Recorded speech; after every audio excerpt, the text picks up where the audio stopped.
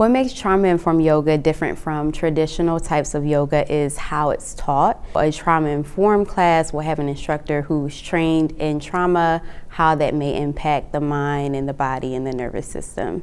So in trauma-informed yoga, we use invitational language versus directive language because one of the primary focuses in trauma-informed yoga is agency of the student.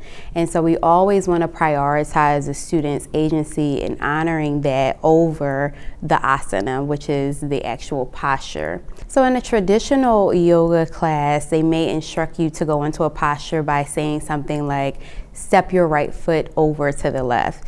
In a trauma-informed yoga class, we would say, I invite you to step your left foot over, or when you're ready, if you want to, you can extend your arm. So we use those types of phrases so that the students know that it's their choice.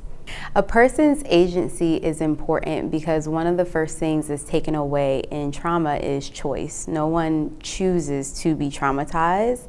And so when someone is in my yoga class, I like to continually give them reminders that everything is their choice, is their body. They don't have to do anything to perform for me or anyone else in the class.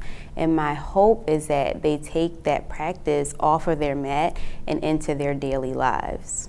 For people who experience toxic stress and trauma, they're often only looking for danger in their environment. So when you're practicing trauma-informed yoga, you get to have a consistent way of looking for cues of safety, not only in your environment, but also a higher awareness of safety within your own body. So some of the benefits of including trauma-informed yoga into your daily life is learning how to regulate your own nervous system, having the practice of moving your body consistently. We include breath work in trauma-informed yoga, and that's not really something that's a part of everyone's daily lives, so just having deep, slow breaths, and also being able to regulate your nervous system, being able to find safety in your body. I'm a Black girl from Philadelphia and experienced a lot of stress and trauma growing up, and know a lot of people who have experienced similar things who didn't have access to spaces to be able to heal or process stress or trauma through yoga.